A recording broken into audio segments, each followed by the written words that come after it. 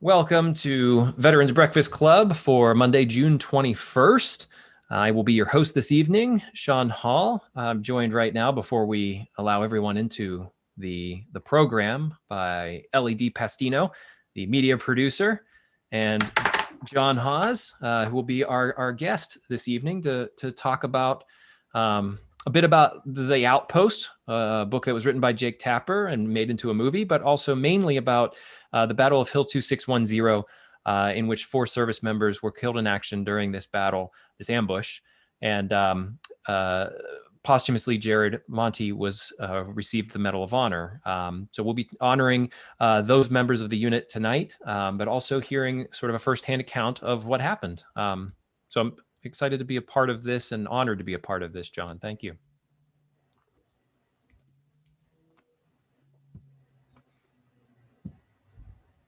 And I'm so glad that the power came back on in my house.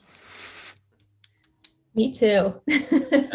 I was worried about it because I had some bad storms earlier. Yeah, it blipped off, and I had my finger on the panic button and said, "I'll hold off." And thankfully, it zapped back on after a couple minutes. So that's good. Here we are.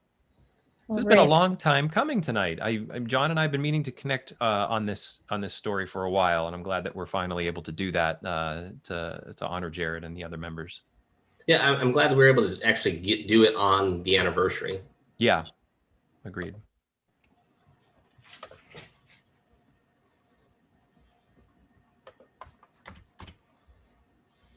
All right, I'm going to start playing the music and letting people in. Perfect, thank you.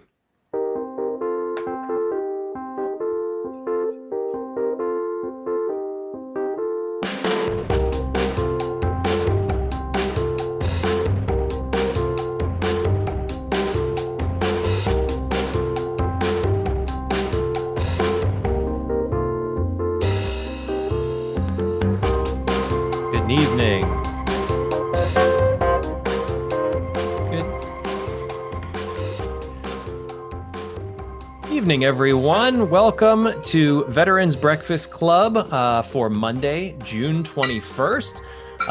Very happy to have you all here this evening. I'll be your host for this program. I'm Sean Hall, the Director of Programming with VBC. And with me, as always, is Ellie DiPastino, the media producer with VBC. How you doing, Ellie? Doing well. I narrowly escaped the tornado that touched down outside of Chicago last night, so that's good.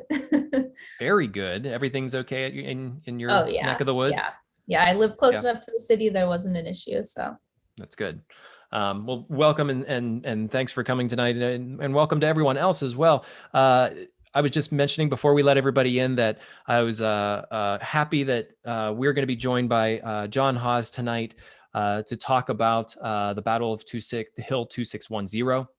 Him and I have been talking about having this interview, this talk for some time, but we realized that the anniversary of the ambush is today, in fact. And during this ambush, 4 service members were killed in action.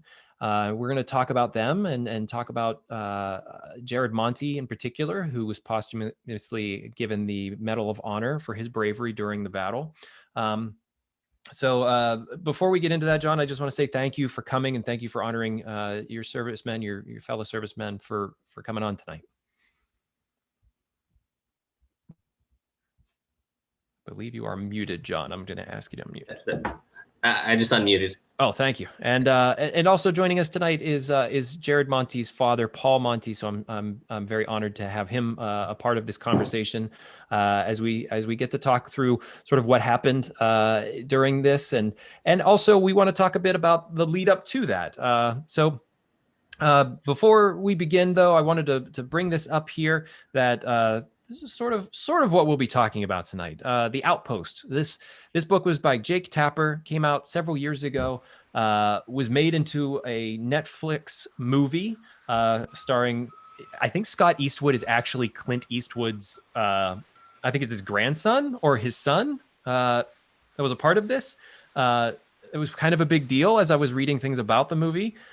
He's just as good of an actor as Clint himself, which can tell you a little bit about how good of an actor Clint Eastwood is, and Orlando Bloom. It was a very intense movie. I highly recommend it if you're interested in seeing what these gentlemen went through at Outpost Keating in Afghanistan. But within the book was also detailed the Battle of Hill 2610 and John Hawes' part in that. So I also recommend the book if you can get it. We tried to get Jake Tapper on in pretty much the means that Ellie reached out to him on Twitter, and I don't think that went anywhere, right, Ellie? Yeah, I think he's a little too busy, maybe. Jake Tapper is just a touch busy. But again, honored to have this conversation tonight.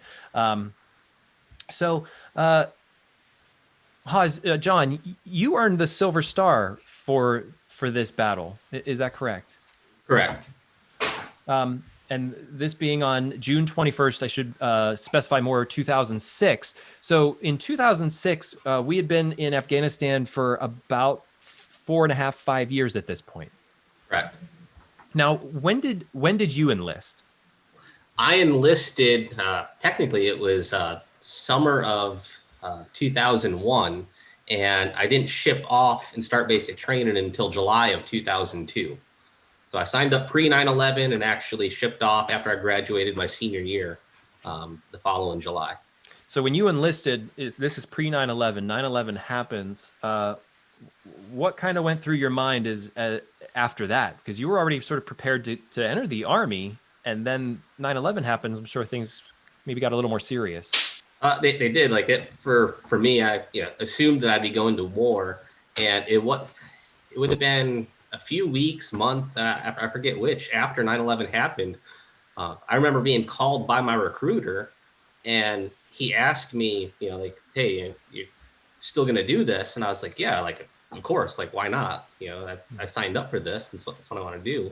And he was just calling to make sure, because they had so many people that were, because I was in what they called the delayed entry program. Mm-hmm. I'd signed up, in advance, and, had a date to ship out, start my training after I graduated my senior year. I'd signed up actually when I was 17, and he'd had a bunch of people drop out of the program. Like, I'm not doing this now. I signed up for college, and now it was peacetime, and right. Yeah. So, excuse me. What did you think of Afghanistan? Okay, so we invade Afghanistan. The war starts. You go to basic training. What was the feeling at basic training about Afghanistan? What were the thoughts about it? Well, when I was in basic, that was the only war going on, and one of my drill sergeants was a Afghanistan veteran. And at that time, so this is summer of 2002. We'd only been at war for not quite a year. And the Taliban has pretty much already been pushed out. Right. Yeah. Mm-hmm. Correct. And so there wasn't that many people, especially stateside at that point, drill instructors, et cetera, that had been to combat. So to even have one of my drill sergeants that had served in combat, it was, everybody looked up to him and revered that. And he didn't share any, many stories. I don't know what, how much, lack better word, action he saw or not, or how long he was there. But remember, we always looked up to him and revered him, because he was one of the few people with a combat patch. So when you deploy, once you're in a combat zone for X amount of time, you're authorized to wear a combat patch, which identifies you as a soldier who's been to war, been to combat, and you wear that patch on your right arm. Mm-hmm. On your left arm, you wear just the patch of the unit you're assigned to. So at that time, early 2002, mid 2002, there wasn't many people with patches on their right arm. And so he definitely stood out. Why did you pick the Army?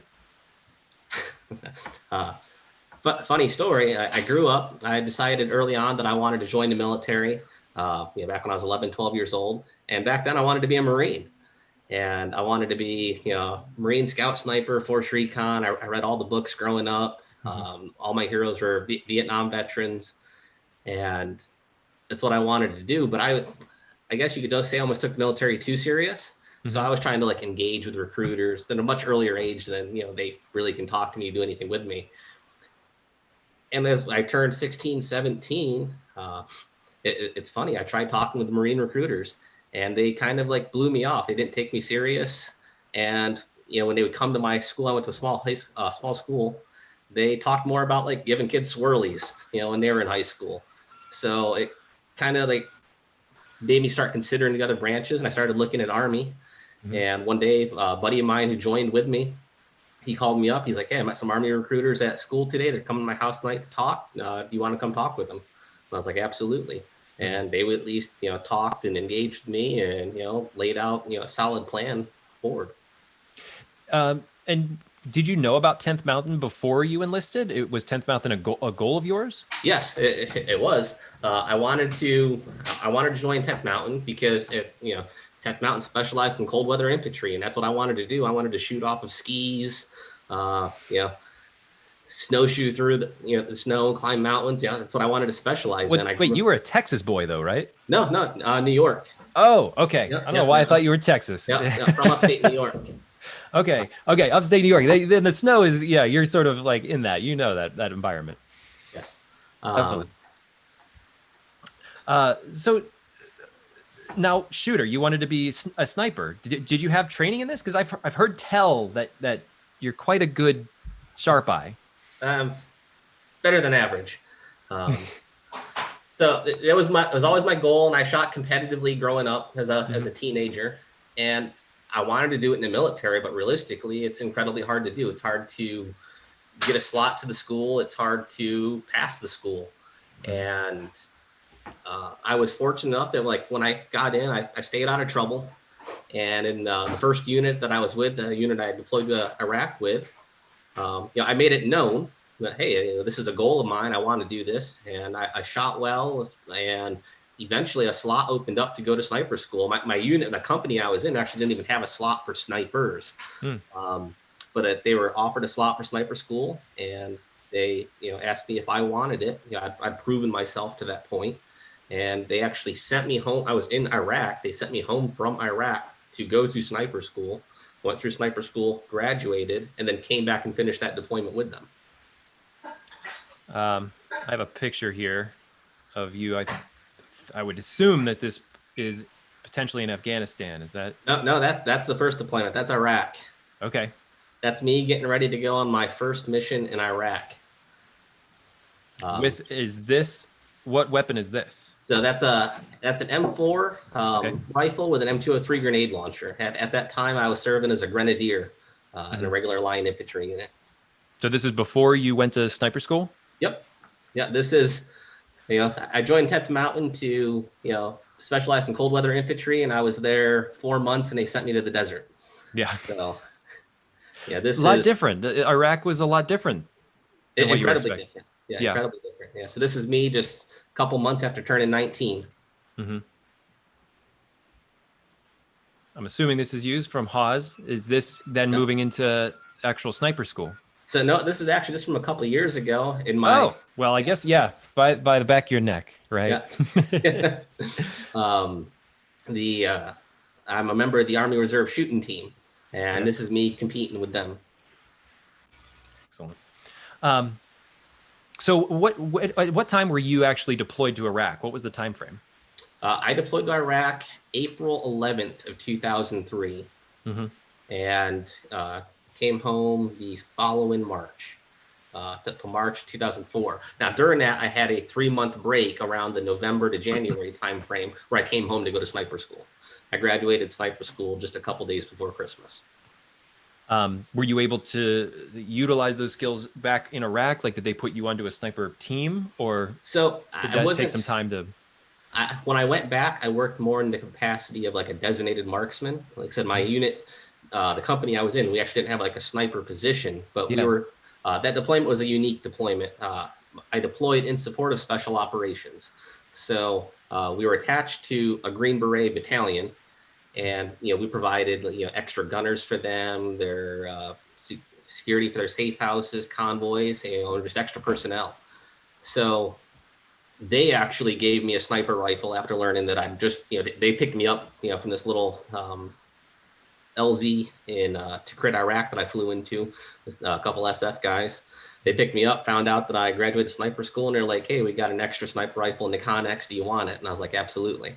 So I didn't officially work as a sniper. It was more like a designated marksman. Okay. What can you tell me of sort of the differences between Iraq and Afghanistan? You'd been in Iraq first. You more had the focus for heading to Afghanistan. What kind of surprised you about Afghanistan the first time you were there? Oh, well, the two completely different places. It's Iraq was, entirely modern, all built up. So it hot desert, in particular where I was at, everywhere from on the Joff to Baghdad to Crit, and you had all the modern amenities. And Afghanistan, even after being there 5 years, when we got there in 2006, once you got outside of the major bases like Bagram, it was just the Wild West. It was remote, very little infrastructure. The mountains dictate everything for transportation, for flights, weather impacts all of that. And it was just so much more remote and rugged. It's kind of a way I look at it, and a lot of people have said the same thing that have gone to war in both. Iraq, you had like a better quality of life, but you didn't have as quality of a job. It's much more of a sit back and wait fight, IEDs, and more modern, short urban combat scenarios. In Afghanistan, there was, so we literally just lived in the mountains, and every time you left the base, you could expect a fight of some sort. And incredibly remote, not near, even after being there 5 years, we didn't have near the support and logistical stuff set up that Iraq had after just a year. And that's just due to the nature of the country, the terrain. Right. Which I'll share a picture of this Afghanistan, I'm guessing. That's training up for Afghanistan. That's just before that training at West Point. Okay.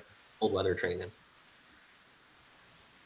So this, you can tell from the mountains in the back, I believe, is Afghanistan. Yes, that is Afghanistan. That's when you're living off MREs, the diet's pretty poor.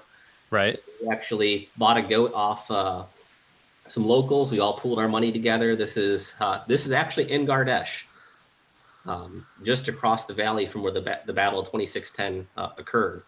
And we bought a goat off a local farmer. And I grew up in the country. I grew up processing my own wild game as a hunter and a farmer. And the task was mine. So we killed the goat, and we stripped down a Hesco barrier to make a grill, and bought some, chopped down some lumber, and had an old-fashioned barbecue.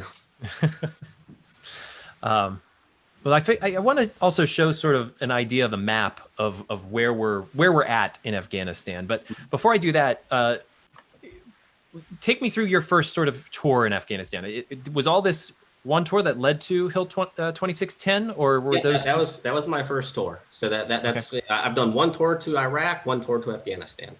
Okay. The Afghanistan tour just was 16 months. Okay, so here let me share screen so we can get an idea more of the map of the region here. I'm gonna zoom out a bit so everybody can sort of see the eastern portion of Afghanistan. We're in Kabul, Jalalabad. North of there, I have a couple positions marked here. And is this whole region the Pesh Valley? Not the whole region, no. The Pesh Valley is just a valley north of the Korangal and stuff. A little bit north of Asad. So probably roughly. Yes. Probably around this. From like Nangalam to Samir Kop, they're on the map. That's the Pesh region. Okay. And we were just talking before we went live tonight that we'll zoom in a bit here, and Gardesh is actually here. Yes. But you were talking about going down the river, down through the valley here where the road leads, Kunar, Asmar, west to Kamdesh. In this region is where all of these, going back to the book, the outposts, a lot of where these outposts were being built. Yes. Yep. Now, I'm not ruining anything or spoiling anything in the book, in the sense that I think in even the first chapter, they talk a bit about how some of these outposts maybe were a bit ill-conceived in a way. Mhm. What was your take on them, especially which one were you stationed at first, in Naray? Yes. So Here? when my unit deployed, it was 3rd Brigade, 10th Mountain was the entire brigade. And it was Mhm. a brand new brigade, was formed up. And we had about an 18-month prep for this mission. We knew we were going to Afghanistan as soon as the unit was created. And my unit, the 3rd Squadron, 71st Cavalry, based out of where Naray is now. At that time, in early 2006, this would have been March, I think, February, March 2006. Mhm. That was just a small SF camp. That's all that existed there. What's So an SF camp?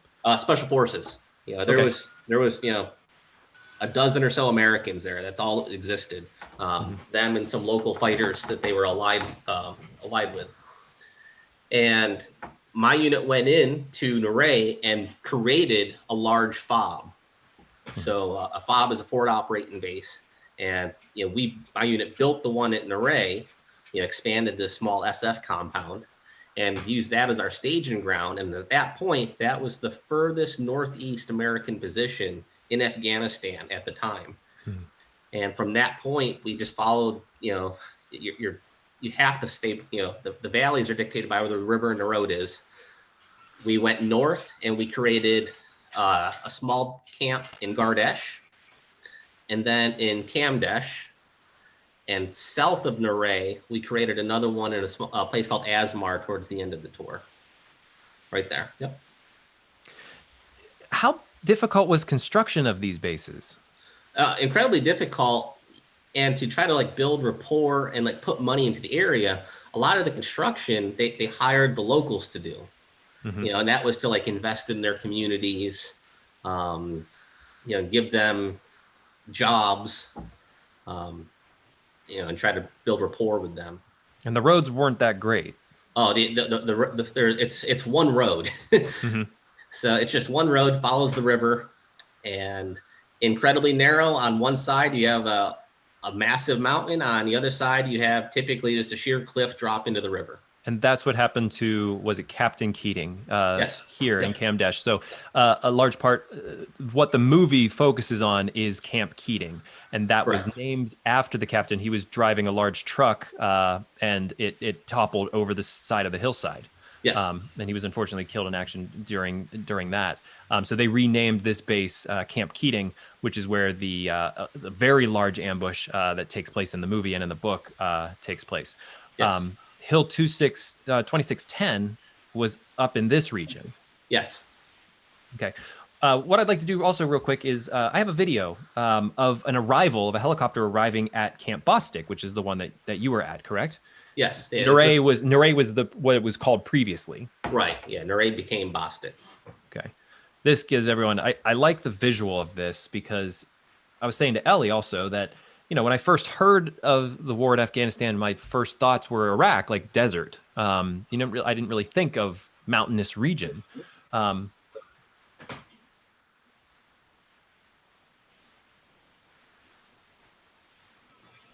didn't turn on this sound here, so you may not hear the helicopter whirring, which is okay because that's the only sound you're hearing is whirring. And so this goes right across the river here, and on the left, this is all Camp Bostic. Yes. So the village it just showed is the village of Naray, and the valley there widens out. And that's why there's all the farm fields. That's where the village is, the actual village of Naray. And you got the river, and just on the other side of the river,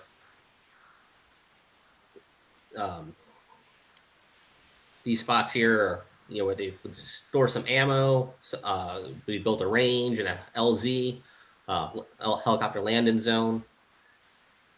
This is full construction work. This isn't easy, put up a couple tents. You're building an entire livable base for the foreseeable future. Yeah, they brought a lot of Army engineers in to help with that. And they hire locals to do work too.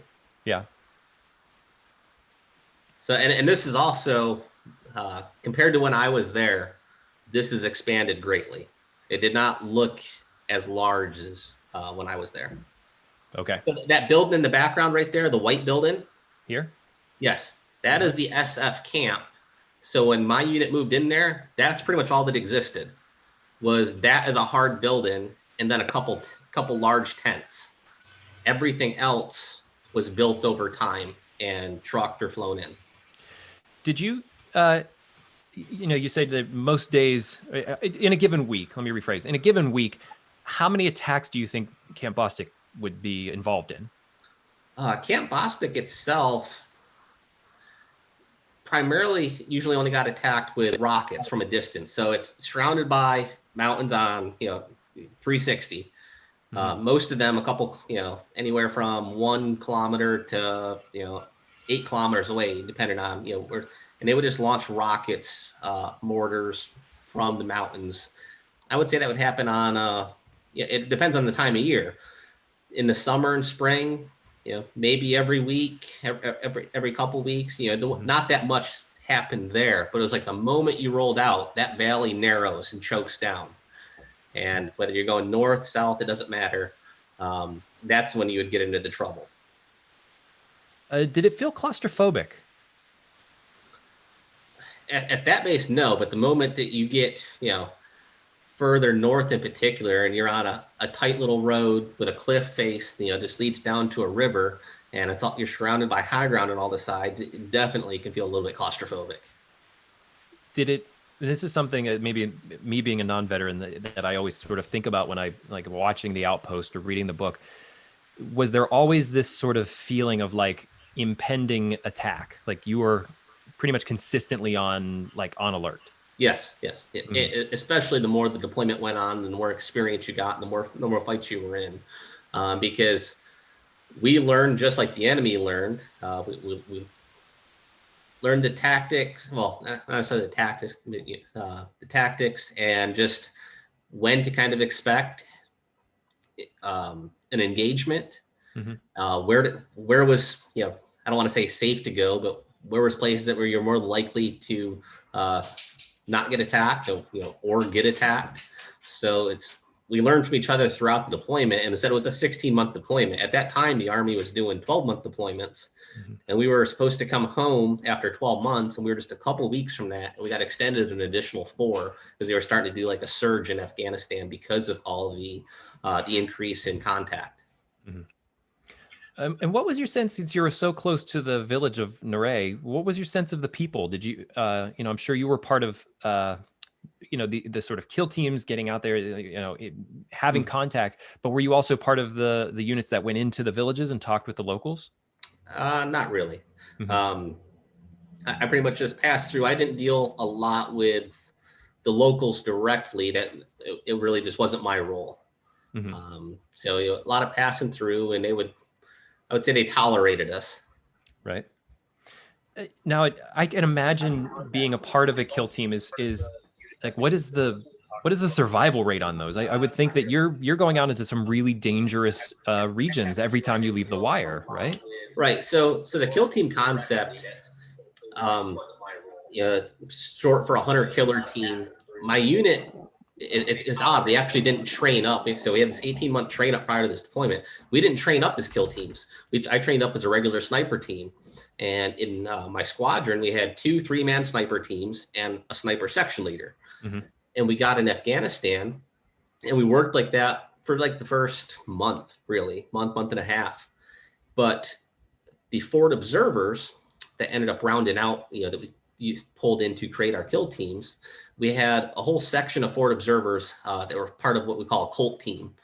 And Colt teams are forward observers that are typically vehicle mounted, and they use big optical systems, thermals, night vision, and have all sorts of tools, laser rangefinding, to scan and watch the enemy and call for fire from a long distance away. But they're typically vehicle mounted.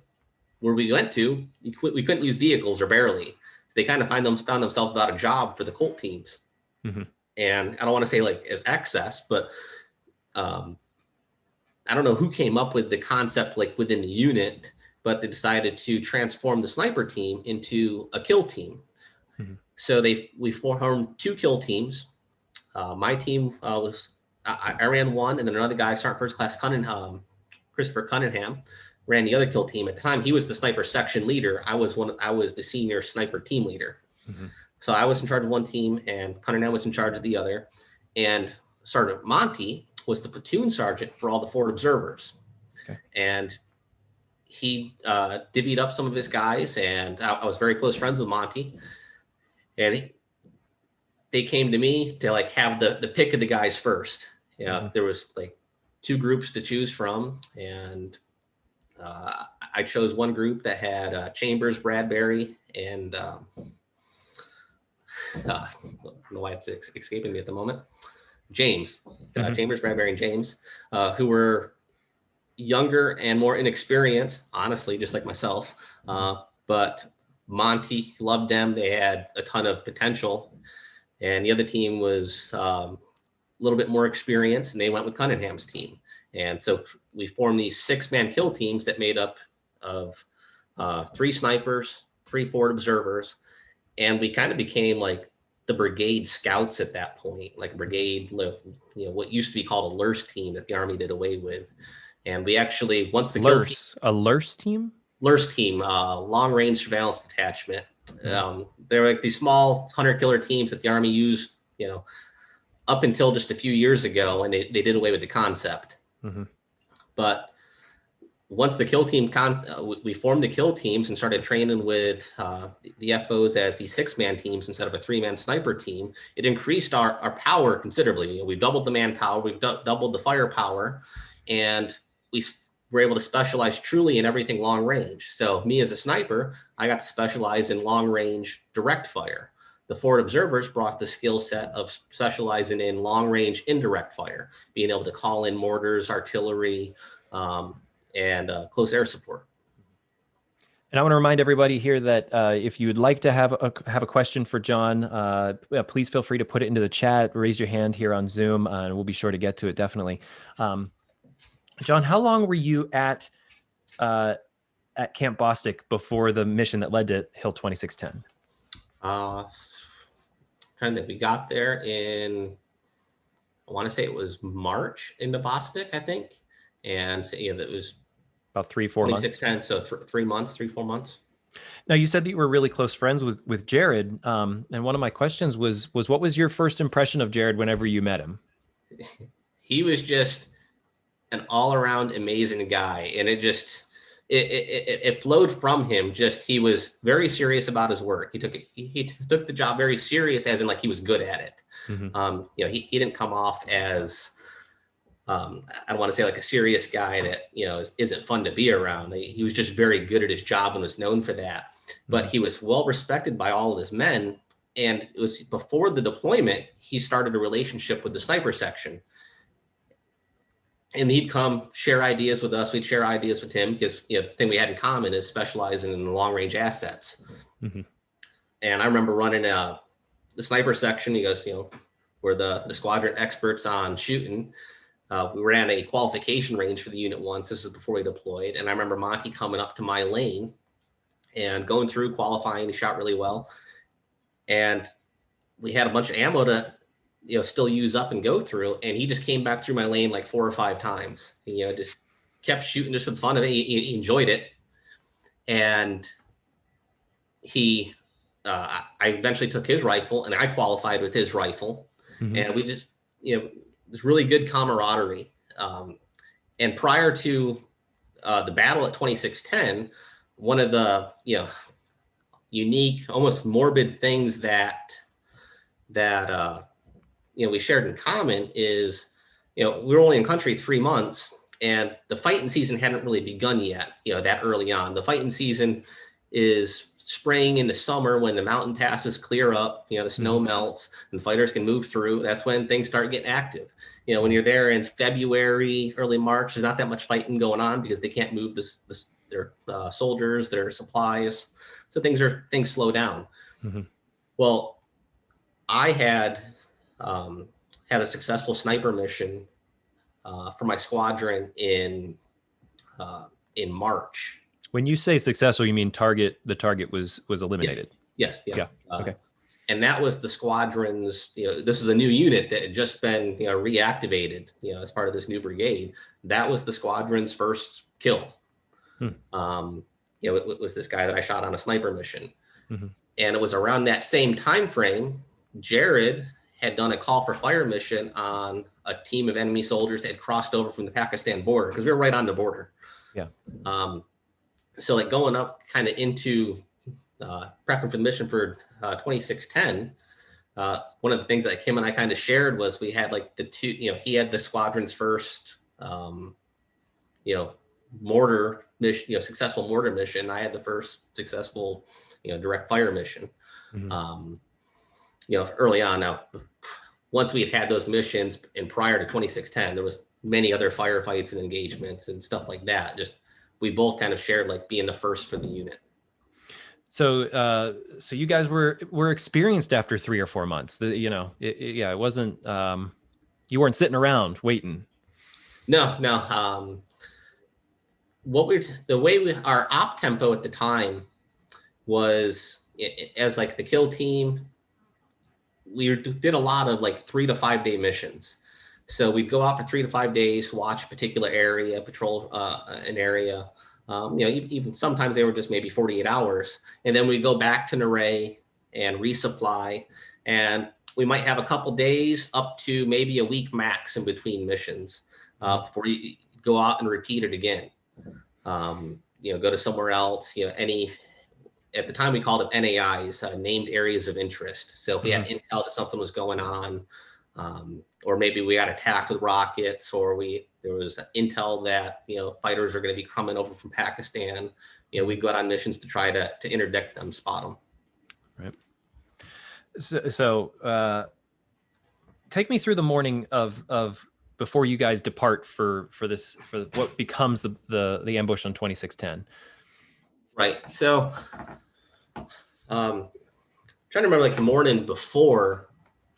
This mission is a mission that we'd been kind of prepping for a while, and my unit, the squadron 371, they wanted to go in to Gardesh, and no American unit had ever gone into there before. So we didn't have any good intel. Everything was kind of like assumptions, like, hey, there might be 50 fighters, but we don't know for sure. Didn't really know what to expect. But since it was such an unknown and at the literal limit of what the artillery that we'd flown into Naray could reach, there was a lot of risk involved. And because of that, we combined the 2 kill teams. So instead of, because up to that point, I've been doing a lot of the missions with just my 6 guys going out. And for this, they decided to combine both kill teams, which also at this point, we'd started having soldiers rotating home on leave. We had one soldier in the sniper section that got a hernia, who had to go get surgery for a hernia. So we were down just a couple people. And so they combined us to have greater firepower. They gave us a medic for the first time, a dedicated medic. Prior to that, we all were what we called combat lifesavers certified, which is like a basic first aid. And we had 1 EMT qualified person in each section as well. But this is the first time that we actually had a medic attached to us for the mission. And then also we got plussed up with some of the regular infantry scouts from my squadron, which came from one of the regular recon teams, and that was Sergeant Leibert's team. At that time, Sergeant Leibert, I think it was 3 or 4 of his men, came along as additional firepower and manpower for us, because it was that much of an unknown. And we'd been wanting to do a mission with Monti for a long time, but Monti at the time, he was the platoon sergeant for all the forward observers, and he was the senior FO for the squadron. So he had a lot of responsibility, and he'd been doing other missions around Naray.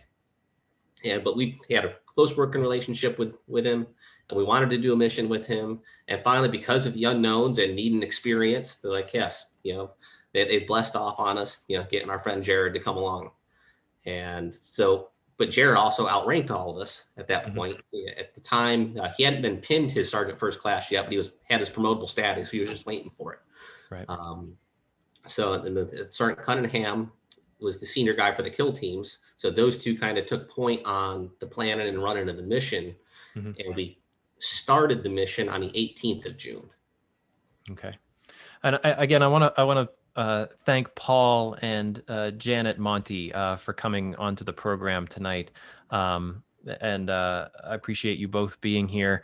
And I do want to get to you both later because I want to learn more about Jared. As we get to it later in the program.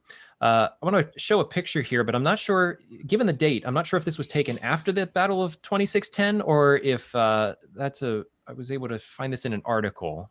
I figured put some faces to names here. Yep. So that is just I believe we have you in the back. Correct. Mm-hmm. So June 27th, so a week after the battle. Mm-hmm. This is all of us, the survivors of the battle 2610. So this was taken in Afghanistan? Yes. Mm-hmm. At the time, this was, I think we had just gotten back from Bagram, where we'd flown into after the mission. And the unit sat down, and this is, where they talked to us about, mental health and if we needed any resources. Mm-hmm. And they took this picture then. Okay. So you're taken up by helicopter out to Gardesh. No, how did you get there? No, we took a convoy up to a bridge so just southwest of Gardesh, which is like its own Y-shaped valley. Mm-hmm. The main river valley where the Kunar River flows through. There's like a wider point that we'd set up like a checkpoint at. Another element from my squadron, they set up mortars there to help support us. We'd have mortars closer for this mission. Mm-hmm. And they drove us up to that, I'm trying to remember, Bosgal maybe. I'm trying to remember the name of the location. Not Bosgal. Bosgal is the village on the other side of the ridgeline that we were near for the Battle of 2610. And what was the focus of the mission? What was the target? So we wanted to establish a presence in the Gardesh Valley, but that was also a safe haven for an enemy leader, for an insurgent group called the HIG. And we had intel that he had summer homes and possibly like training camps in that area. So we went in as the kill team first to go in. We had a couple named areas of interest to go in, check out. And from the ridgeline, the mission was to try to move covertly up this ridgeline a couple kilometers, get to the point of Hill 2610, get eyes on these areas of interest below us in the valley on the other side of the ridge, provide that intel to the unit. And the unit was supposed to, on the 21st of June, do a large air assault into the valley. At that point, a whole company plus of soldiers would have flown in, secured the low ground in the village, and we would have had the eyes on from up on top to see like if there was any fighters setting up or any fighters trying to escape the area. We'd be able to provide all that intelligence in real time. Mm-hmm. So the hike up there was pretty arduous. Yes, it was a very narrow ridge line, and we only moved in limited visibility. Mm-hmm. So there was 16 of us total, which is a large force to try to move covertly. I would say pretty much impossible. But we tried. And we got dropped off in the middle of the night on the 18th. Moved all night long, slowly up this ridge line. As morning came, we hunkered down in place in a highly thick vegetation. Stayed placed all day. As evening came, we picked up and continued up the ridge. And during that time in particular, spent a lot of time talking with Jared in particular. There was a lot of excitement because it was the first time I got to do a mission with him. Mm-hmm. And I was in charge of creating the guard rosters for one of the nights. I think it was the night of the 18th or 19th, and I made my shift with him. And mm-hmm. We stayed up pulling security, but just sharing stories. He talked a lot about Boston and cigars and fishing. He'd worked on a fishing boat before joining the Army, mm-hmm. and I talked about maple syrup. And Cunningham, who's from Vermont, was the other kill team leader. We had a rivalry going around between what was better, New York or Vermont's maple syrup. Still New York. I see Cunningham is on. It's New York. It's no question. But we just had a good time, passing the time, for the walk up. The walk up was relatively uneventful. We saw a couple trucks. I think the first day like driving in the valley below, kind of loaded up with men, which, stands out, but there was, no weapons or anything like that that we could see. But it took a couple days. We got up to that position the night of the night of the 20th, I think. So it took 2 days to climb up there. And, we were expecting a large air assault to occur on the 21st. Now, when you say climb up there, what was the elevation change from where you were dropped off to where you got to? You were at 8,500 feet when you got there? This is my map. I'm going to highlight your screen here. Hold on. Let's see. Here we are. So this is my map from that mission, actually. So I try to give you an educated answer here. We went from roughly 1,200 meters, so 36 to kissing 4,000 feet elevation to 2,610. So we went up 1,400 meters in elevation. And this is carrying everything that you have. Yes. Yeah. Yep. Yeah, I would say somewhere between 60 to 100 pounds a person. That's not easy. I've spent a little time out in Jackson Hole with my brother and took a hike up the mountainside, and we didn't have anything on us but lunches, and that was killer. I hated it. What did you think of the area that you guys set up on Hill 2610? When you first got there, what was sort of, it's the first time you were setting up camp there. So we got there, and from the vantage point at, on the hilltop of 2610, we could see all of our areas that we needed to see below us in the valley, the suspected safe houses, etc. And further up the ridgeline, at that point, the ridgeline meanders, and from 2610, the ridgeline continues northwest from that position. And it got a little bit more thicker vegetation. The higher we got up, the more trees there were. And so vegetation got thicker, but we didn't know how much visibility we'd lose going forward, and we didn't know what we'd have for security. At that point on 2610, there was a couple large boulders. There was remnants of like an old rock wall, and there was like a small, goat herder's trail that passed by the position. And that hilltop, it was kind of like figure 8 shaped. Like a small depression, narrow depression in the middle, and then high point on one end with some trees, and on the other end is where the boulders and the rock wall were.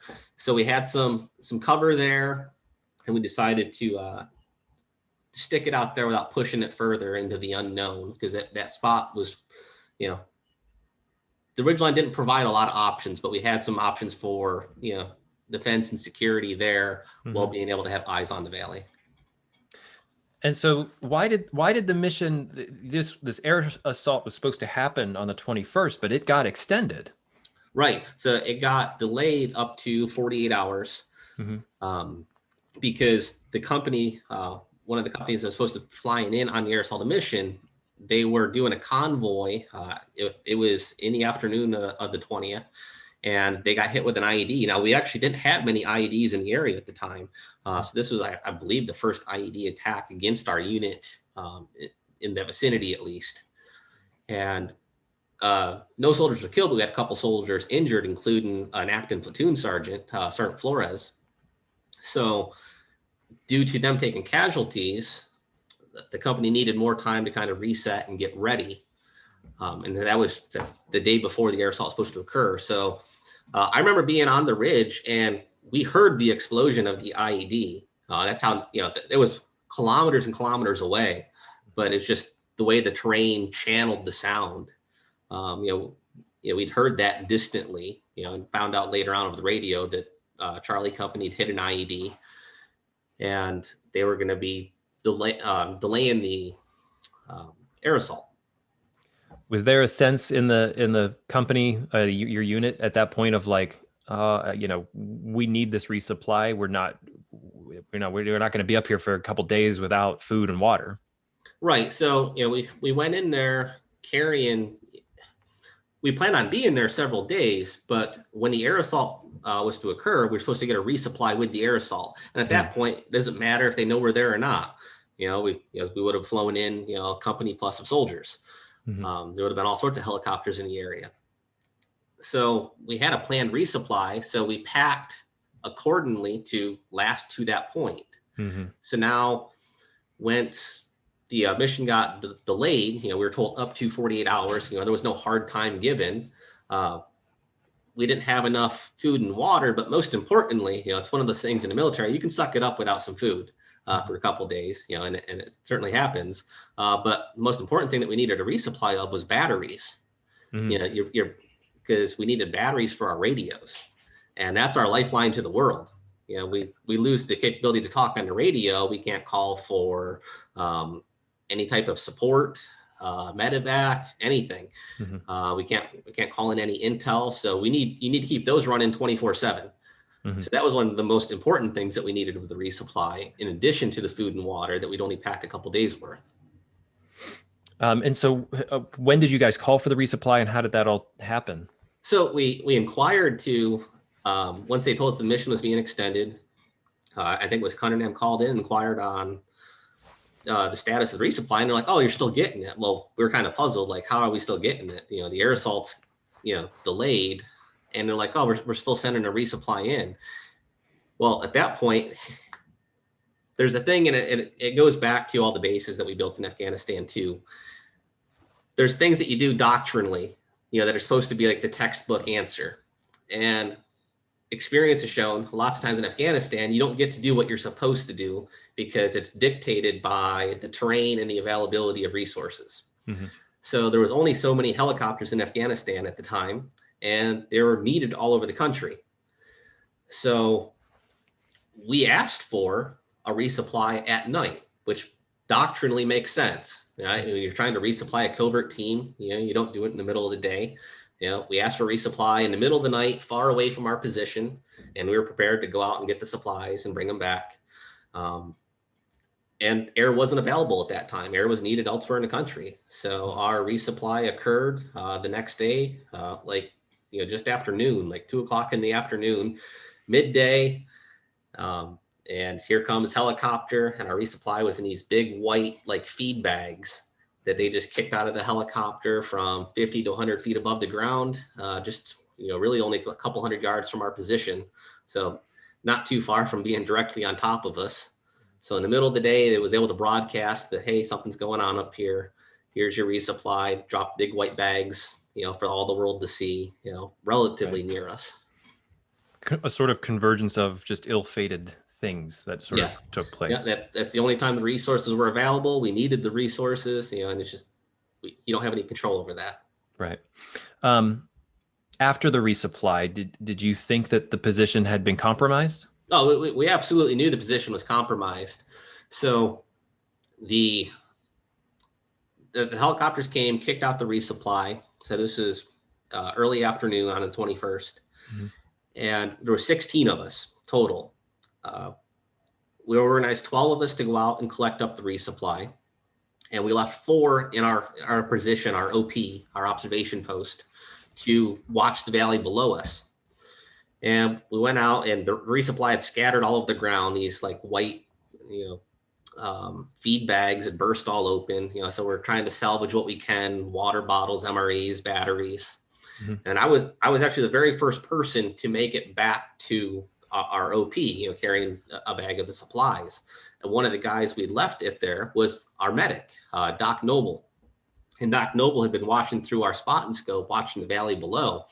And as soon as I was getting into it, he goes, "We're being watched." And I was like, "What do you mean we're being watched?" And, he leaned away so I could look through the spot and scope. And down in the valley, over 1,000 meters away, was this Afghan man, and he was squatting down, and he had a pair of binoculars, and he was looking up at us. Mm-hmm. Binoculars is military equipment. Bird watching is not popular in Afghanistan. That's absolutely military equipment. Mm-hmm. And he's squatting down. He had a small weight bag and binoculars, and he's just watching us. So now he's able to see these soldiers, midday carrying a resupply back, in white bags. It's not like they were camouflaged. And knows we're there, so he's able to relatively see where we're at. Get a rough count for whatever he could see. It's a narrow ridge line with sparse vegetation. Mm-hmm. And Cunningham got back to the OP just after that, filled him in on the situation. We called it in. Well, we prepped a fire mission if we could get what we called PID, positive identification, to engage the guy. Mhm. He was too far away to engage with direct fire. So we had a mission prepped to call mortars or artillery in, but we never got PID. He never had a weapon. Mhm. Eventually, we watched the guy stand up and walk up the draw in the valley, heading towards the ridge line to our northwest. And on the other side of the ridge line, just a couple kilometers from where we were at, was the village of Bosgal, which is an area we were interested in, and all of our intel just said this is a bad village. And he disappeared going up the ridge line that direction. Mhm. And we all knew that was bad. Let me go ahead and show so Bosgal here. If you zoom in a little bit more, I feel like the actual village of Bosgal is going to be more closer to Gardesh. So we have the road here, the river, Kunar River. So you got Gardesh there. If you were to just move the cursor up a little bit more to the northwest, so around that vicinity is where the village of Gardesh is. It's high up on the mountain. It's one of the few villages that's not like down by the valley. This will give us a better idea of just terrain as well. Oh, yes. Yeah. So we have extremely mountainous. Yes. Now, I only have so many questions that take us through the battle, but I wanted to just sort of give you the floor and say, lead us through what happened. And mainly, my first thought is what the ambush started with an RPG attack. Is that correct? Right. So a couple hours had passed since we'd seen the guy, and we divvied up all the supplies amongst all the soldiers, the water, the MREs, and it was starting to get evening. Some guys were starting to rest, and everybody was a little bit shook up over seeing the guy. So we were talking about doubling the guard shift for the night, having twice as many people up on guard. And so it's myself, Cunningham, and Monti. We were behind these big boulders on the east end of our position, and we were literally discussing that situation and doubling the guard, when all of a sudden, out of nowhere, this RPG just screams in from further up the ridge line and just goes through the trees above our heads. And as soon as the RPG went off, all hell broke loose. And machine gun fire just absolutely riddled the area. And just further up the ridge line, the enemy had moved into what we call a support by fire position. Further up the ridge line, they had slightly higher elevation, and they had set up machine guns to fire on us and pin us in place. Well, they had other elements sneak in to try to move in close to try to overrun us. And they just had a constant volley of RPGs and machine guns to pin us in place.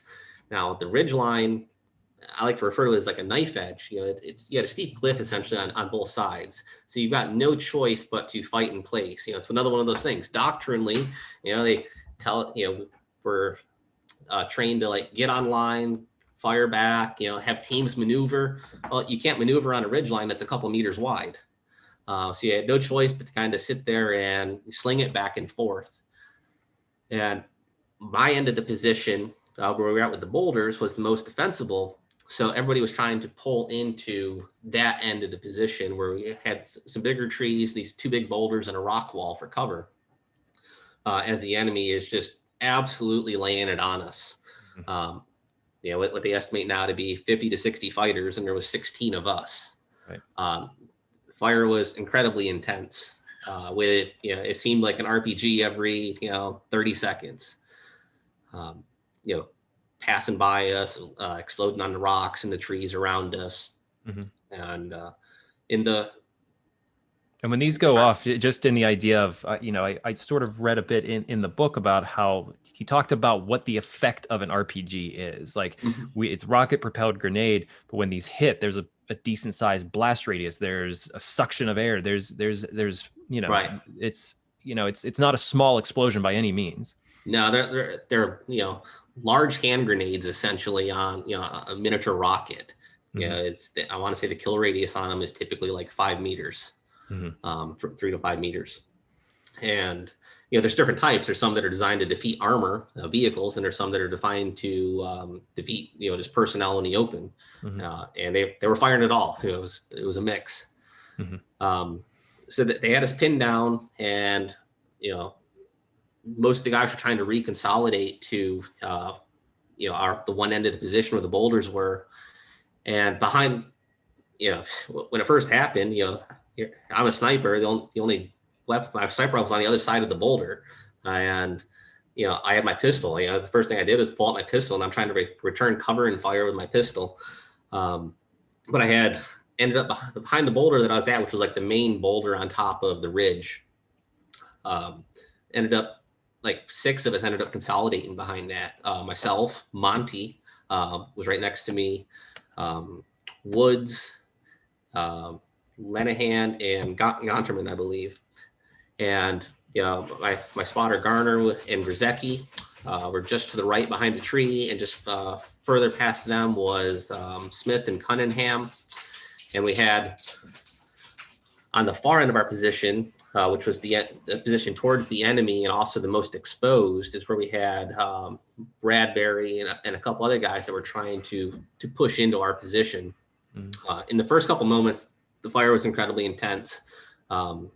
Sergeant Liebert, the scout that his team had come to help us, good friends with him. We used to play the game Deer Hunter together all the time in between missions.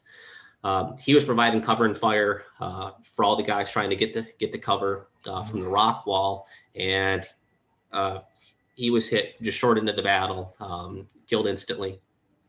And that was just on the other side of the boulder from where I was at. And as everybody's trying to consolidate and we're trying to fire back, some of the guys like Garner, literally had the moment he touched his rifle, it was shot out of his hand. A bullet went, or shrapnel, whatever, went right through the buffer tube of his rifle. So we had a few people that we had guns go down right off the bat. And with 16 guys, fighting 50 or 60, whatever what the number is, every gun matters. This was before nightfall too. So could you see the enemy? Was it that close? Yes. Yep. Yeah. You see them, hear them, and they were maneuvering. So they had what we call fire superiority. They had us pinned in place, and they were using that to their advantage to try to get their small teams closer. Ideally with the hope of overrunning us. And we fought back, held our position, and it all happened relatively rapidly, but it was also a very long, drawn out fight.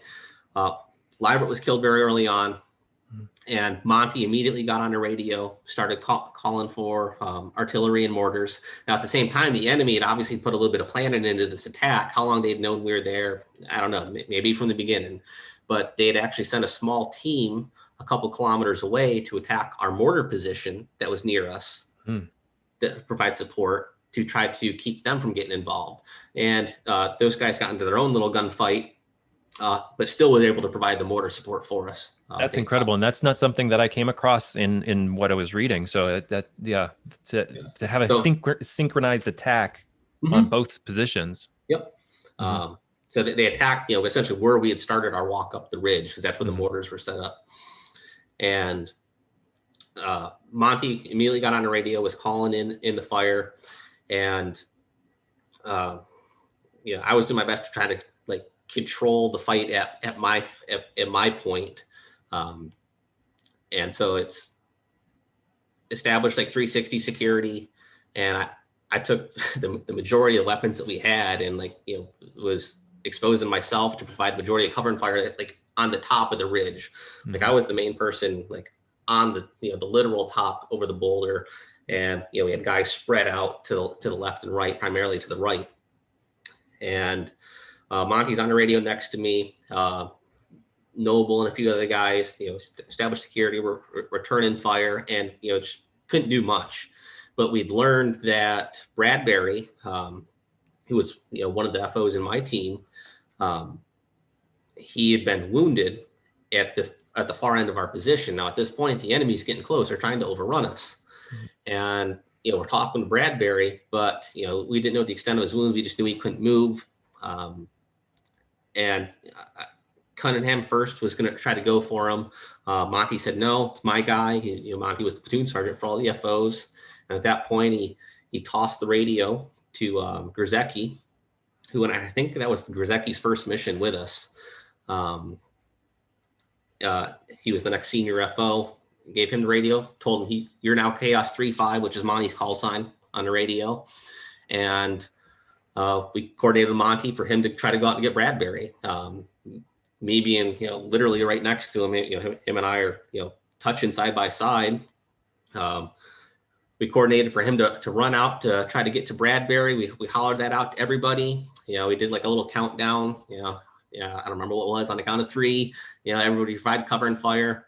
And, Monty took off running, and, I popped up over the rock, started suppressing.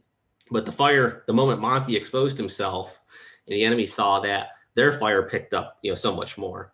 And, he only made it maybe a third of the way, and the intensity of the fire drove him back.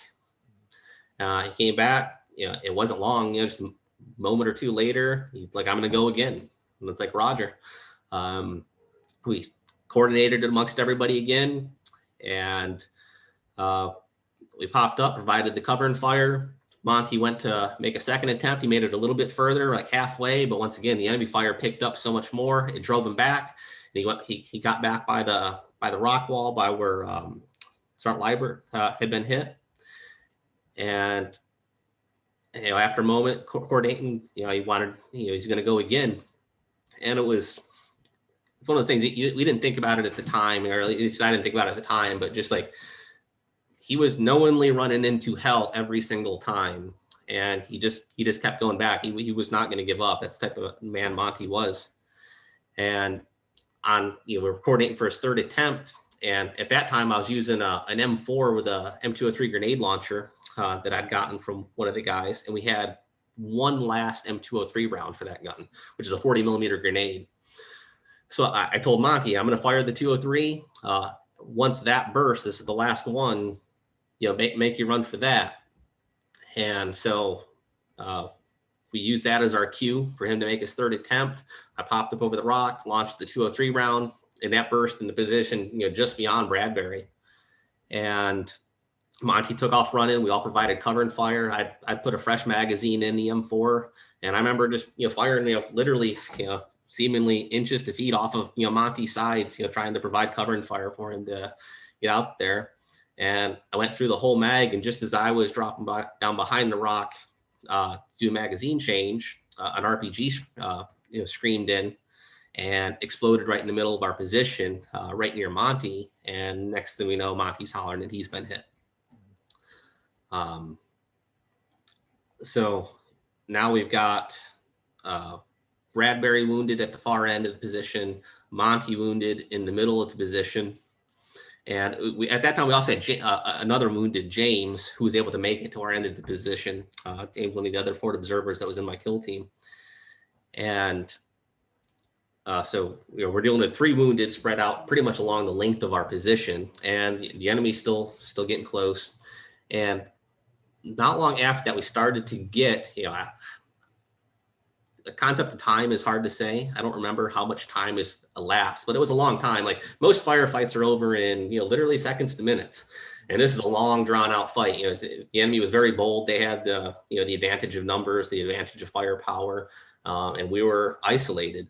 So, we'd called for, Monty had begun it, our unit had begun it, calling for close air support, trying to get, helicopters, bombers, whatever in. And it took a while for them to get on station. And it wasn't long after Monty had been hit that some of the jets, started to get in and drop some 500-pound bombs and 2,000-pound bombs. Pretty much all of it danger close. I want to ask a question about that, but first, going back to your idea of time, how much time had elapsed from the first RPG till air support? I don't remember. I wanted to say, maybe an hour. It was long. It was, it took a long time to get stuff on station. 45 minutes, maybe it was an hour and 15. I don't remember. Right. But we finally started to get that close air support, and no helicopters or anything like that yet. But it helps having 500-pound and 2,000-pound bombs coming in and dropping in on the enemy. And when you say danger close, I understand that to mean like you guys could be, those blast radiuses are within range of where you're at. Right. That, or we're at least within like the degree of error for everything. So that was like another thing, up to that point, we had mortar and artillery support, but for both systems, we were at like the ragged edge of what they could reach. The further you get from those systems, the more error comes into them. So it's, you call for an artillery strike on one point. If you're so far away, they can only guarantee it's so close, not exact. Right. So, that fire helped, but it was also, not as precise as it could be. And because of that, they couldn't also bring it in as close as we needed, because that definitely would have put us at danger. What's it like with that type of firepower hitting the ground in danger close? It's, I don't have anything else to like compare it to. It's incredibly loud, but like when you're in, it's weird. Like you're overwhelmed with all these sounds, but when you're in combat and you've trained so much, over all of these sounds, you're keying in on your guys, communicating with each other. So it's weird, like over all of the sound of the chaos of machine guns, RPGs, stuff that we're still listening to each other, communicating with each other. And that stuff is like still, your body's in like fight or flight mode and is keying in on that. So close air support finally started to come in, i.e. jets. And with that to our aid, I was the next guy to go out to try to go for Bradbury. At first, I had maneuvered around, got by Liebert, confirmed that Liebert was dead, took his ammo, and there was a rifle laying next to him, passed that off to the other guys that needed it. And then I hollered out that I was going for Monti, and I could hear some enemy fighters to my left further down the ridge. So I threw a hand grenade and just emptied a mag that direction. And then didn't hear, there was no response back or anything like that. So after that, I hollered that I was going for Monti, and at that point Monti had gone quiet. We'd been talking with him, and I got to Monti and confirmed the worst. And from that point, Bradbury's next, and I hollered out that I was going to go for Bradbury, and Smith and Cunningham ran up to meet me at Bradbury. So I'm on top of the ridge, and Smith and Cunningham were on like the right-hand slope of the ridge. They came up, and Smith met me at Bradbury, and Cunningham came up to provide cover and fire for us. And Smith and I, we picked Bradbury up, and we ran him back to behind the boulder where I originally begun, and so the medics could work on him. And so at that point, we had 2 killed, Liebert and Jared, and 2 wounded, James and Bradbury. And I went back to the far end of the position where Bradbury was with Garner, and I think Smith may have been up there with us too. And we secured that end. And at that point, darkness had come, and we'd had a lot more firepower come in, and the enemy was starting to pull back, and things were starting to quiet down, and the battle was pretty much over kind of around that same point. But the night wasn't over. So you needed a medevac. We needed a medevac, and medevac was en route. Got on station just after, not long after dark, and while the medevac was there, I'm at like the most northern point of our position, towards where the enemy attack had come, pulling security with night vision. Now it's completely dark, and the medevac comes in. It's hovering over top of us, and it would hover, take off, hover, take off, and I didn't know what was going on. I'm not focused on that. My job now is security, and eventually the takes off for what I assume is, the last time, because that, took off. I didn't hear anything. So there was only a couple of us up there at that furthest position towards the enemy, and I wanted to plus that up. So I went to run back to get more guys to come up to pull security. And as I was doing that, I hear our medic, Doc Noble. He's kind of like down the slope a little bit, which I thought was odd. And he's hollering for anybody that's CLS qualified. And, we're all CLS qualified, but I went down to see what he needed. What is CLS qualified? Combat lifesaver. It's like basic first aid. Okay. And I went down to Doc Noble, and I didn't know what was going on. And it was Doc Noble and Cunningham. And here's lying next to them on the mountainside is Bradbury and the flight medic. And, real quick, just like, oh my God, it's something went wrong with the medevac, and come to find out the hoist, the cable, because we use what's called a jungle penetrator to take out the wounded. They'd taken out James first, who was wounded right at the beginning of the battle.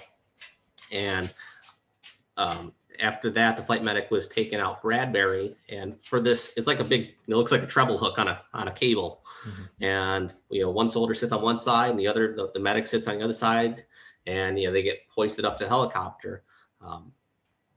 And during the hoist operation, the cable snapped, and they fell back down to the mountainside.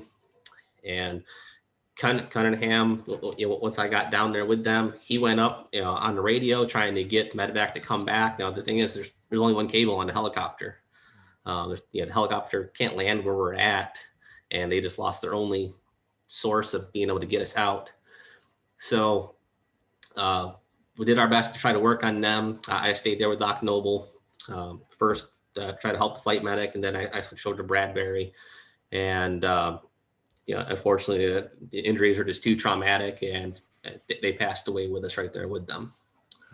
So at that point, we now had 4 killed in action on the top of the mountain. So we consolidated all the casualties. At that time, the enemy fight was all done, and we kept artillery and mortar support firing all night. Waiting for what the word to do the next day is. And the next day, they were able to get another medevac flight in daytime, hoist out our casualties, and they just canceled the air assault mission completely. And we walked back down the mountain the way we'd came, at a much quicker pace, not moving covertly anymore, and linked back up with our unit where we'd been dropped off a couple kilometers away, back at the mortar firing position in the bridge, and convoyed back to the base. Wow.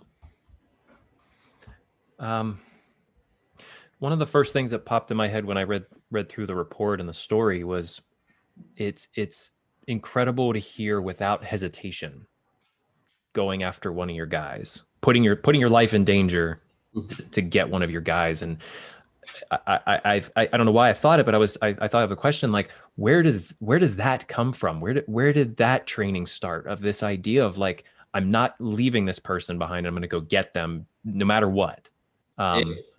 It's what's ingrained in us as part of our warrior ethos, our soldier's creed. Never shall I leave a fallen comrade.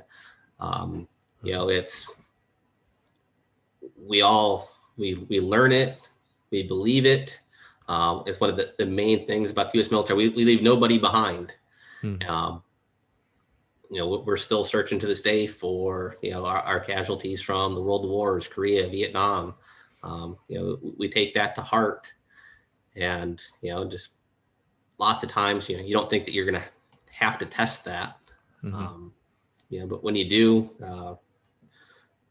American soldiers time and time again rise to the occasion.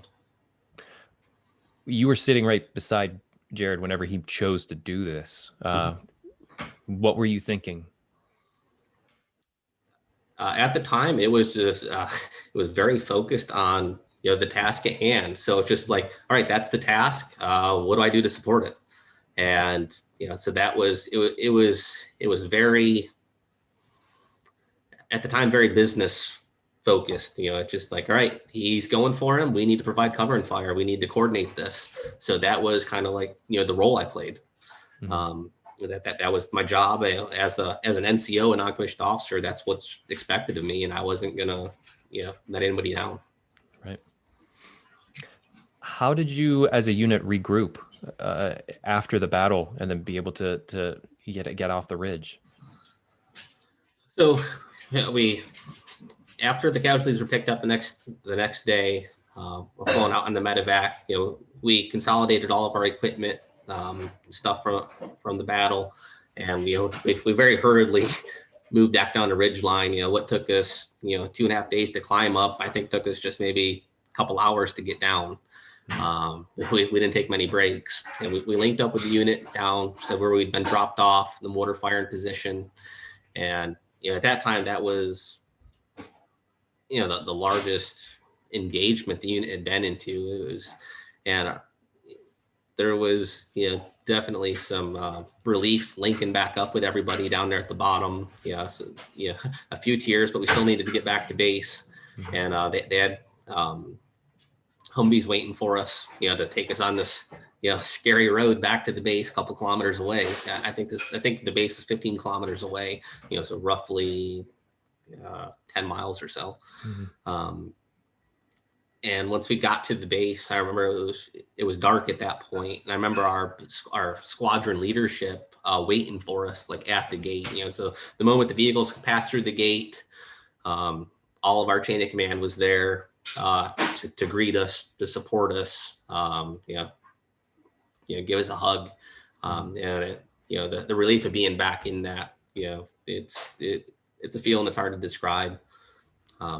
So at that point, our casualties had already moved on. They'd already been flown to Bagram, and they let us know like that night or the next day that, hey, you guys are going to be flying out to Bagram, because when the casualties go to Bagram, they're, I don't know what the right word is, say evaluated there, and then they're loaded up to be flown back to the States, and they do a ceremony for that, and it's called a ramp ceremony. So they made sure that a flight came in the next day to get us out to be able to go to Bagram to kind of decompress and participate in the ramp ceremony. And we went there, did the ramp ceremony, and that was that's an incredibly somber thing. You're walking on to this big military jet, and it's it's just like you see in the movies. There's the caskets with the flag draped over them, all strapped down, and did that. And at that point, we stayed there for just a few days before flying back to Fab-Naray to kind of recontinue things. But they gave us after that a few weeks of just like I don't want to say downtime, but we didn't have a mission for a few weeks after that. I want to show a couple of the soldiers that gave all during this ambush, and I kind of want to just hear you tell me a bit about each of them. Brian. Yeah, so that's Brian Bradbury. He was one of the youngest guys there. He was in part of my kill team, and he was the saw gunner for the kill team. So he's our youngest guy, smallest guy, real scrawny, tough, full of heart. Here he is, our smallest guy, carried our biggest weapon, never complained at all, never complained, full of heart. And he had a daughter at home, Jasmine, and he loved her dearly, and she was she was very young when he deployed. So he left a wife and daughter behind. I believe the next gentleman was sorry, let me make sure that I have the right slide here. Heath Craig. He was the medic from the helicopter, correct? Yeah. So that's Craig was the flight medic, and I never met Craig until that night. He's one of the I'll call him our guardian angels. those guys fly in to to help us at the worst times, to the unknown, to help their brothers in arms, and incredibly grateful for his aid that night. And I think he was stationed out of Germany, and I think may have had a German wife, I believe. Liebert, he was her.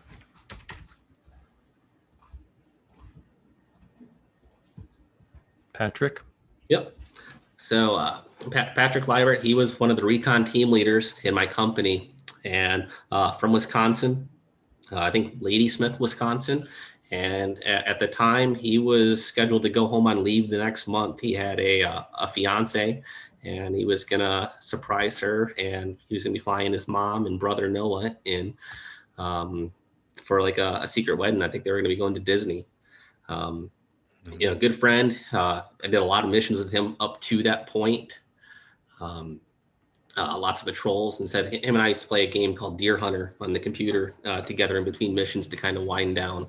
Yeah. Like me, he had been in a different unit and deployed to Iraq previously as well. So he's one of the experienced NCOs we had in the unit. And for Jared, I want to go to Paul and Janet. I want to hear more about Jared. Paul, I don't know if you want to unmute yourself, if you want to talk a bit about Jared or Janet. We really appreciate you coming on tonight.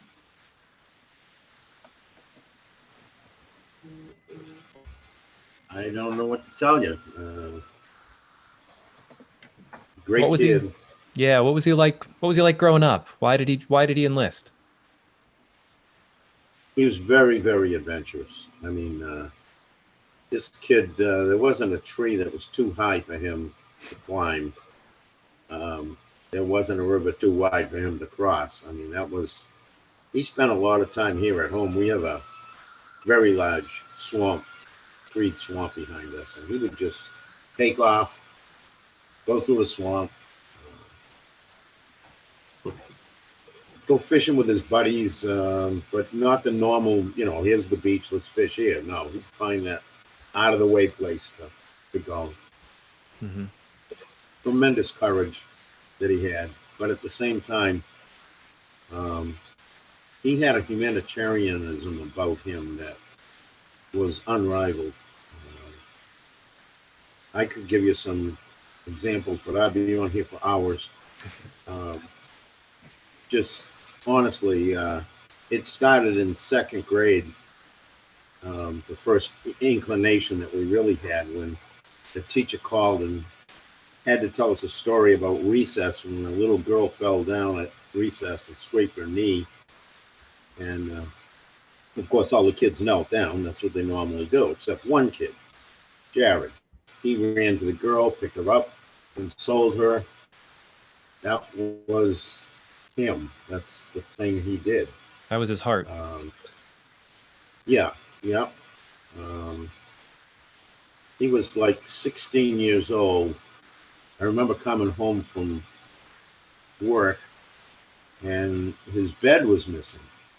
And I was like, well, okay, where's your bed? Well, one of my friends got kicked out of his house, Dad. He's sleeping over someone else's house, and he has to sleep on the floor, and he can't sleep. So I figured he could use the bed more than me. I don't mind sleeping on the floor. And this is the thing that continued. Again, he came to me one day, it was about Christmas time. And he said, Dad, do you mind if I cut down one of those spruce trees in the front yard? And I'm like, well, I want to get rid of them anyway. What do you want it for? He says, well, me and the guys, we want to have our own Christmas. Fine, go ahead. And it was only after his death that I found out that it wasn't for the guys. He had found a single mom in town with 3 kids who couldn't afford Christmas. Not a tree, not presents, nothing. And he brought the tree to her, bought a stand for it, got lights and decorations for the tree, bought presents for the kids and for the woman, and then cooked Christmas dinner for her. And didn't ever tell a soul. I mean, it's after he's dead that I find this out from one of his friends. Yeah. he was a tremendous humanitarian. I mean, he got to 82nd Airborne, and he and a couple of guys had their own place. They went in the barracks, and they bought their own furniture. And one day, the other two guys went home, and their kitchen set was missing. And when Jared got there, it was like, "Hey, Monty, what happened to the kitchen set?" "Well, I went over one of my guys' houses, and his kids were eating on the floor. I figured they could use the kitchen set more than us." Mm. And this is his whole life was like this. It was give, give, give, always. I like to tell everybody he lived by 3 principles.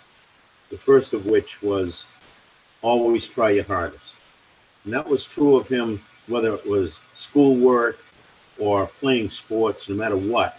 He always tried his hardest. It was 100% always. Mm-hmm. And his second principle was never give up. And he never did give up, no matter what. His team's behind by, 30 points. So what? You don't give up. And he never did. And his third principle was to always do the right thing, no matter what the situation, no matter what it might cost him personally. It was, hey, you have to do the right thing. And as John said, when you look at what happened on 2610, it's those 3 principles that come to the foreground. That, getting Bradbury was the right thing to do. And he had to try his hardest to do it. And he never gave up. It was 3 attempts under that kind of fire.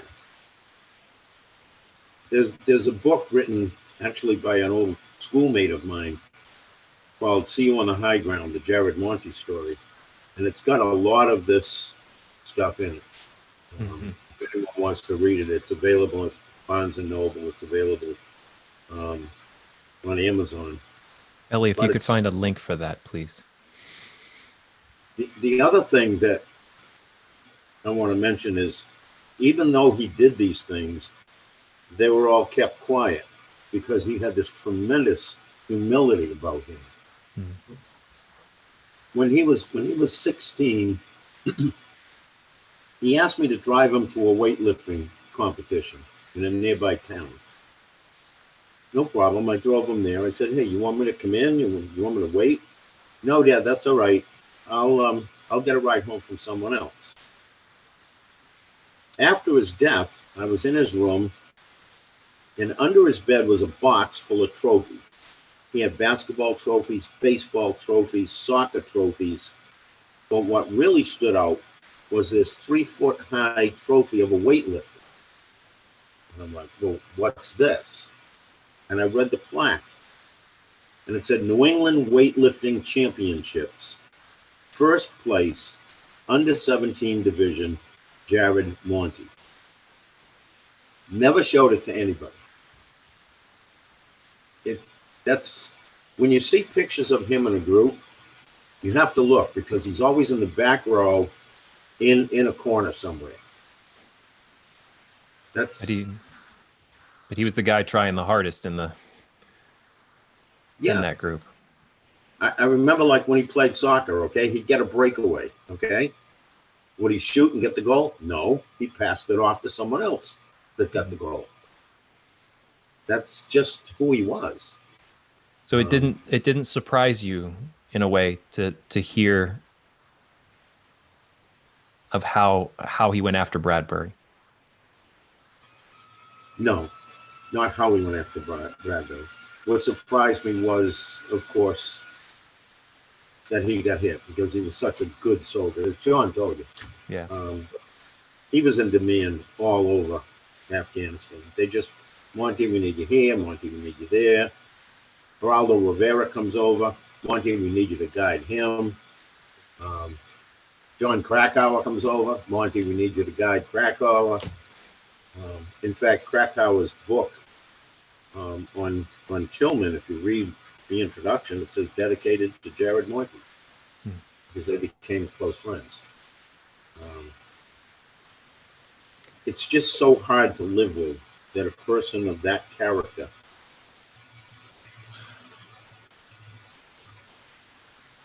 I'm sorry. This is kind of a wicked bad weekend. I understand. Friday the 18th was the last time I talked to him. He called me Father's Day from Afghanistan. It was like, "Hi, Pop, happy Father's Day." I'm like, wow, this is the greatest Father's Day present I can ever receive. And after we talked for a while, I said, "Dad, I got to go. We're leaving on a mission." And 3 days later, today, the 21st, like I said, I could go on for hours about the things that he did in his life. And I really appreciate that it just gives us such a vision into who he was. I appreciate you saying those words. And Janet, I also wanted to ask you if you wanted to say anything and to remember Jared or a particular memory that you had of him.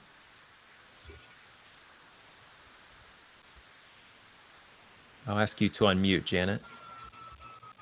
His father covered the humility part of Jared.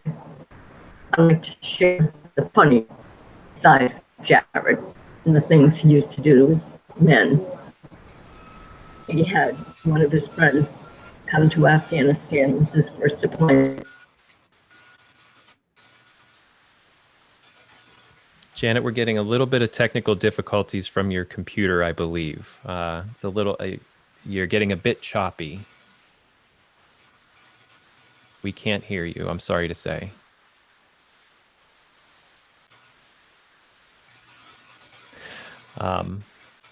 Maybe we'll try again in a minute. And I also wanted to highlight Christopher Cunningham. I know that your video is off, you're muted. I know that you were a part of this battle on 2610. I didn't know if you wanted to say anything or if you wanted to say anything about the men or about the mission. Thank you for coming on.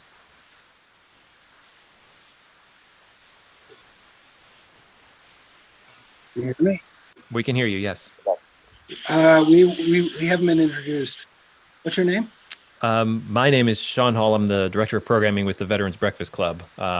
We had asked John to come on and talk about this battle to honor the four servicemen that were killed in action during it. But I'm happy that you were able to join us as well, and figured I'd ask you the same. What do you remember about your brothers in arms? Well, first off, I really appreciate John. Hey, you did a great job telling the story, man.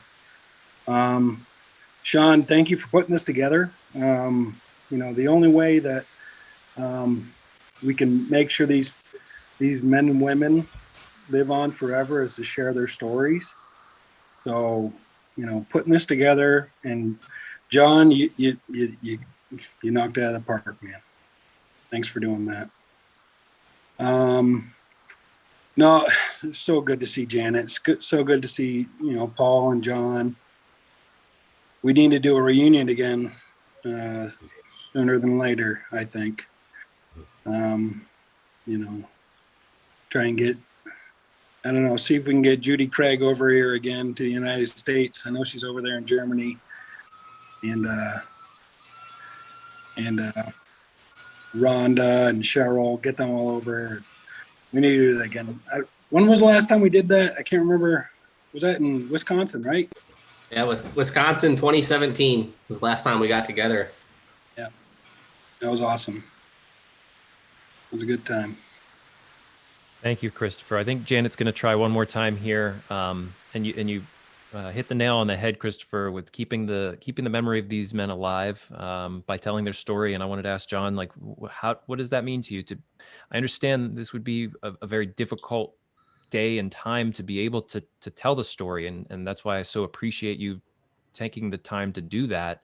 What does it mean to you to be able to tell this story? I feel blessed to have walked amongst giants of men, and these were amazing people. The brothers I served with, the guys we lost, the guys that are still with us, and I want their names known. I want their stories told, and it has to come from us. We're the ones there. We're the ones that carry on their legacy. We're the ones that were influenced by them. After that battle, no soldier up there left their unchanged. We all, became better people, better leaders. We were all inspired, influenced, and we got to be there for incredibly heroic and loving things. We fought and bled for each other, and I want these people to be remembered, to live on, and the only way to do that is to share the story. Mm-hmm. Thank you, John. Janet, if you'd like to try to unmute, I know we're a little past time here at 8:30, so hopefully we can hear what you had meant to say. Just one funny story. He had one of his soldiers was driving on post, and he was driving too fast. The speed limit is like 15 miles an hour. So he took the soldier aside, and he made him run around in circles, saying, vroom, vroom, vroom, vroom, vroom, around and around. This is just typical of the things he would do, and duct tape his first lieutenant. He just did silly things like that. Thank you, Janet. Thanks for that memory. To all of you, Christopher, Janet, Paul, John, I so appreciate your time tonight to come on and talk with us about this ambush, about the battle. And I really at a loss of words. I can't say thank you enough. Thank you. Hey, thanks for doing this, Sean. Of course. We'll be back on Wednesday morning for our coffee hour. That'll be at 9 a.m. And I implore people to, if you remember the book, pick it up if you can. Also, The Outpost, I'd say give it a read. I thought the excerpt that I read on The Atlantic talking about this battle was very well done, very well put together. It gave us a really good idea of the story here. So thank you everybody for coming on tonight, and we'll see you at a future Veterans Breakfast Club event. Thank you.